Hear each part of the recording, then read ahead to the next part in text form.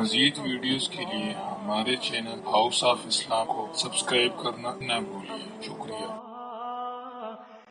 سورۃ الشمس مکی ہے، 15 آیات ہے، نزول میں 26 ہے، ترتیب میں 91 ہے، اور اس میں اللہ کے خلائق کو گواہ بنا کر قسم کھائی گئی، اور یہ توحید کے لیے مفید ہے۔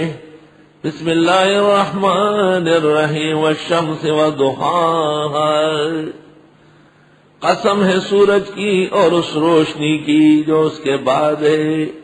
حضرت صلی اللہ علیہ وسلم آفتاب نبوت ہے، اور آپ کے جلوے اور ضیاپاشیاں وضحاها، یعنی یہ والشمس اور آگے سورۃ ضحیٰ آ رہی ہے۔ والقمر اذا تلاها، اور قسم ہے چاند کے جب وہ سورج کے بعد آتا ہے۔ خلیفہ اول ابو بکر صدیق، ان کا دور 2 سال 3 ماہ 26 دن، جیسے چاند تھا طلوع ہوا اور چلا گیا۔ والنہار اذا جلاها، اور قسم ہے دن کے جب وہ روشن ہو جائے۔ حضرت عمر کی خلافت 10 سال سے زیادہ، 4 دانگ عالم میں مساجد، مدارس، اسلامی عظمت و براہین قائم ہوئی، جیسے دن چڑھ گیا۔ حضرت عمر کا دور جیسے دن چڑھا ہے۔ واللیل اذا یغشاها، اور قسم ہے رات کی جب وہ اندھیری ہو جائے۔ حضرت عثمان کی خلافت اور حضرت علی کی خلافت، جن میں پریشانیاں بہت آئی۔ والسماء وما بناها، ہمیشہ سلطنت ایک اللہ کی ہے جس نے آسمان و زمین پیدا کیے۔ قسم ہے آسمان کی اور ان قدرتوں کی جس نے بنایا۔ والارض، و زمین کی، وما طحاها، اور جن قدرتوں نے اس کو بچایا۔ طحا مصر کے قریب ایک بستی ہے، امام ابو جعفر طحاوی وہاں کے رہنے والے تھے۔ شان ورشاہ نے لکھا ہے، امام ابو جعفر طحاوی کے زمانے میں کسی محدث کے لیے ممکن نہیں تھا کہ آپ کی خدمت میں نہ جائے۔ جو آپ کی خدمت میں نہ بیٹھے اس کو لوگ محدث نہیں مانتے تھے۔ وَنَفْسٍ وَمَا سَوَّاهَا، اور قسم ہے نفس کی اور جن قدرتوں نے اس کو سنوارا ہے۔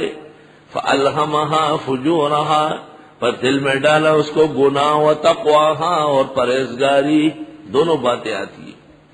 قد افلح من زکاها، یقیناً کامیاب ہوئے جس نے اپنے آپ کو سنوارا۔